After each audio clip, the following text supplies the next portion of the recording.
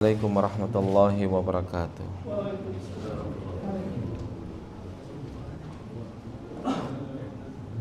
Alhamdulillah, alhamdulillahi rabbil alamin, wabihi nasta'inu ala umuri dunya waddin, wassalatu wassalamu ala ashrafil anbiya'i wal mursalin, wa ala alihi wa sahbihi ajma'in, amma ba'd. Qala ta'ala fi kitabihil karim, a'udzu billahi minasyaitonir rajim, bismillahirrahmanirrahim. Asari'u ila maghfiratin min rabbikum wa jannatin 'arduha as-samawati wal ard u'iddat lil muttaqin. Shadaqallahul 'azim wa ballagha rasuluhul habibul karim wa nahnu 'ala dzalika minasy syahidina wasyakirin walhamdulillahi rabbil alamin. Hadirin sekalian rahimakumullah, wabil khusus Bapak Kasih Bimbat beserta para jajaran konsultan ibadah Dakar Mekah. Alhamdulillah, setelah sholat maghrib ini kita masih bisa mengupas salah satu rangkaian terpenting yang akan kita lalui dan yang pernah kita lalui, yang disebut sebagai al-ihram. Mungkin sebagian dari kita memiliki sebuah pemahaman yang sangat terbatas berkaitan dengan al-ihram. Hanya sekedar turun di Bir Ali atau di miqat, ambil wudu, ganti ihram, sholat sunat, kemudian ya niat tentunya ya, dan masuk bus. Kalau dilihat secara mendalam ya, ihram yang pernah kita lakukan atau yang akan kita lakukan itu memiliki cukup makna yang mendalam ya. Dirangkai dan bisa dirunut salah satunya sampai 5. Apa gerangan makna yang paling dalam berkaitan dengan ihram? Yang pertama adalah tatahhur, bersuci. Kan kita mulai sebelum memakai ihram itu kan disunahkan mandi, disunahkan berwudu, ya, bahkan disunahkan sholat sunnah ihram, ganti baju yang tadinya baju biasa jadi cuman sekedar dua lembar helai gitu ya. Berarti kan di dalam pertama ini bagaimana seseorang memulai perjalanan rohani sebagai tamu, maka yang harus dibersihkan adalah jasadnya dulu. Kita mungkin hanya melihatnya itu air ya, dari ujung rambut sampai ujung kaki. Kita mungkin hanya melihatnya wudhu seperti biasa. Padahal kalau kita melihat secara mendalam, itu sampai Bilal itu dipanggil oleh Rasulullah setelah sholat subuh. Wahai Bilal, ma huwa arja amal amiltahu fa inni sami'tu khashafatan 'alaika fil jannah. Wahai Bilal, perbuatan apa yang sering kamu lakukan? Sederhana, karena aku tadi malam melihatmu derap langkah dan sendalmu itu aku dengar. Hadis ini masyhur. Ini ya. Yang kemudian dijawab oleh Bilal, sesungguhnya ya aku nggak ngelakuin apa-apa. Yang penting ketika aku berwudu, maka aku tidak pernah lepas dari wudu itu untuk melakukan sholat sunat 2 rakaat. Artinya ternyata wudu yang kita lakukan yang kemudian dibarengi dengan sholat tahiyat, sholat apapun gitu. Sesungguhnya keistiqomahan melakukan hal tersebut ternyata berbuah manis gitu. Ini yang namanya at-tatahhur, kesucian yang harus ditanamkan dalam hati bagi orang yang sedang berihram. Saya kira banyak ya fadilah-fadilah tentang kesucian yang nampaknya tidak bisa kita sepelekan. Wudu itu bukan hanya cebar-cebur gitu ya. Makanya Nabi bilang yang namanya fadilah keutamaan isbaghul wudu, menyempurnakan wudu, itu menjadi penekanan yang terkuat buat orang-orang yang ingin melakukan ibadah salat. Itu yang pertama. Saya akan berbaca singkat saja. Dan yang kedua, makna yang kedua di sini adalah at-tajarrud.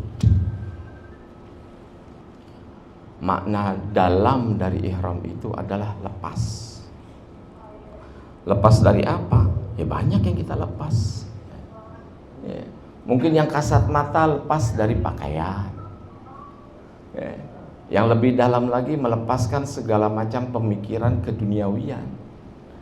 Yang sesungguhnya sebagai seorang tamu seyogianya dia mentaati apa yang menjadi peraturan Allah. Kamu pengen datang ke rumahku, maka lepas itu unsur-unsur duniawi dulu. Karena yang namanya unsur duniawi kan terkadang menghias otak dan isi darah, yang kemudian masuk kemudian celah-celah itu syaitan dengan sifat segala macamnya. Melepaskan pakaian, melepaskan hal-hal yang disebut sebagai sekunder gitu ya, wangi-wangian dan segala macam. Ini yang kemudian Rasulullah sering menekankan kepada kita. Sesungguhnya ketika engkau melepaskan hatimu dari hal-hal yang bersifat duniawi, engkau akan mendapatkan selain daripada itu. Nabi pernah loh datang ke tempat peternakan kambing, kemudian dilihat di hadapan Rasulullah itu ada anak kambing yang cukup besar mati. Rasulullah kan kalau datang nggak sendiri, beramai-ramai. Ternyata bangkai itu diangkat sama Rasulullah, dihadapi kepada sahabat-sahabatnya. Siapa yang mau beli ini satu dirham? Bangkai. Orang juga ngelihatnya jijik. Akhirnya dijawab oleh salah satu sahabat, ya Rasulullah, dikasih gratis juga gak mau. Artinya menjijikan gitu loh. Kita jangankan itu, kita ngelihat di jalan ontak tabrakan kelindes, ya kambing tabrakan kelindes, kita ngelihatnya juga udah ya, mengernyit gitu loh dahi. Kalau gitu Rasulullah menawarkan kedua, kalau gitu nggak usah bayar deh, gratis deh, mau nggak? Ya. Dijawab sahabatnya, nggak ada yang mau. Gitu. Artinya sesuatu hal yang sangat tidak diingin banyak orang, gitu loh, bangkai itu. Tapi kemudian diteruskan oleh Rasulullah, fa innaha hiyad dunya. Yang kau anggap jijik dan menjijikkan itu pada hakikatnya itu adalah dunia yang kau kejar. Gitu. Ini yang kemudian tajarrud ini yang pada hakikatnya kita mencoba melepas dari urusan segala hal yang bersifat duniawi ketika kita masuk dan berkunjung menjadi tamu Allah. Gitu ya. Dan yang ketiga adalah makna mendalam dari ihram itu adalah tarkun, meninggalkan hal-hal yang bersifat nampaknya yang kita kesehari-harian ya. Maka hal-hal yang dibolehkan dalam keseharian, ya, pakai parfum, apalagi parfum yang mahal yang dibeli Kiai Syarif. Kan wangi itu, wanginya sampai nggak hilang-hilang kalau dicuci itu, gitu ya. Siapapun mau, gitu ya. Tapi kan itu sebenarnya halal. Ya. Tapi kenapa kemudian dalam ihram itu diharamkan? Kan halal itu, mubah. Ya. Ini yang kemudian kita tarik sesungguhnya dalam urusan ibadah haji. Ente coba lepasin hal yang kayak gitu loh.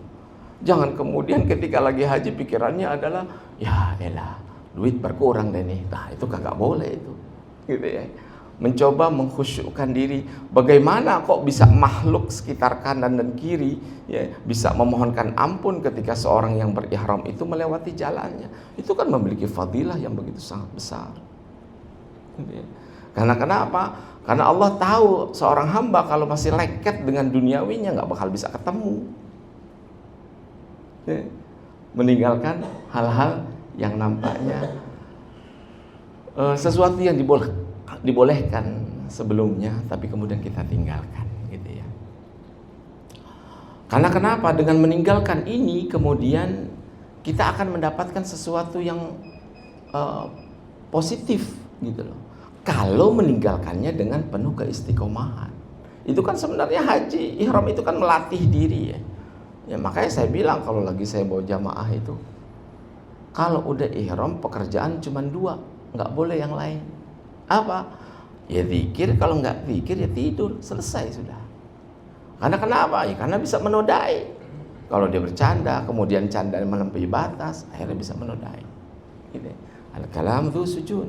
Orang kalau dia ngomong kan panjang urusan. Ya. Nah, kemudian yang keempat, iltizamul had. Ya, dengan ihram itu kita mencoba merangkai batas kanan kiri depan belakang.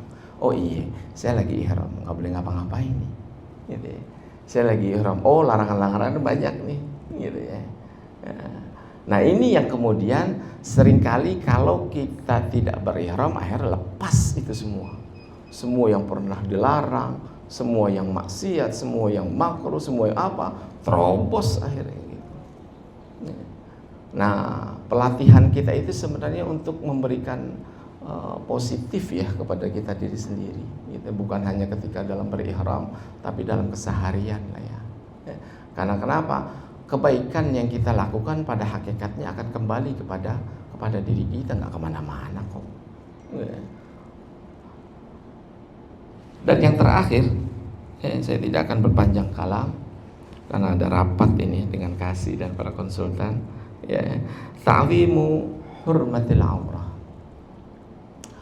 Mengagungkan tentang keharaman aurat, menutupnya. Gitu.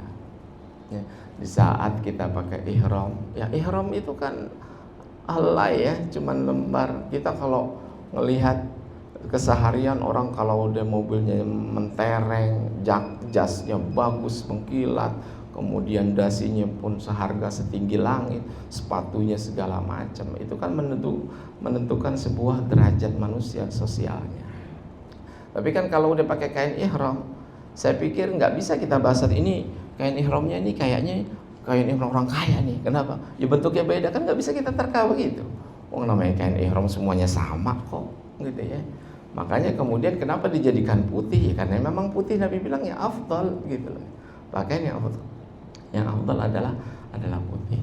Ala kulli hal, dari sekian makna ihram, pada hakikatnya kita akan menghasilkan sesuatu energi positif buat kita sendiri, melatih ya untuk tidak menerobos hal-hal yang benar-benar dilarang oleh Allah.